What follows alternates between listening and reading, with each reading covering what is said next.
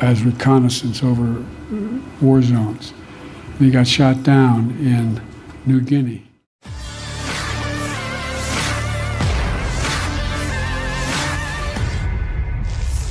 And he became an Army Air Corps before the Air Force came along. He flew those single-engine planes as reconnaissance over war zones.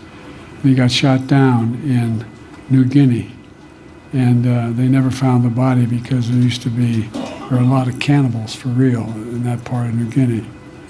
And then my son volunteered to go to Iraq for a year and he came back. Perdana Menteri Papua Nugini James Marape tersinggung hingga ngamuk setelah warganya disebut kanibal oleh Joe Biden. James Marape hari Senin 22 April 2024 menuduh Presiden Amerika Serikat Joe Biden merendahkan negara kepulauan Pasifik Selatan tersebut dengan menyeratkan bahwa seorang paman Presiden Amerika Serikat tersebut dimakan oleh kanibal di sana selama Perang Dunia II.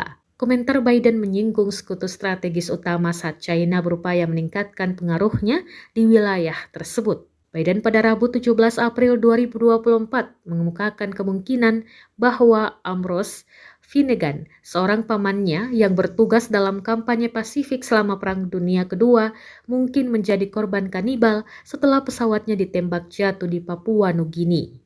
Ia melontarkan komentar tersebut setelah mengunjungi tugu peringatan perang di kota masa kecilnya, Scranton, Pennsylvania, dan meletakkan tangannya di atas ukiran nama Ambrose Finnegan yang jenazahnya tidak pernah ditemukan.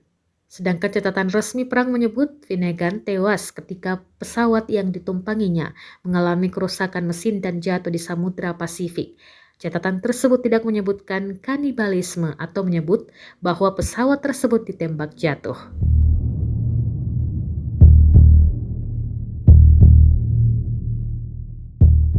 Download Tribun X sekarang, menghadirkan lokal menjadi Indonesia.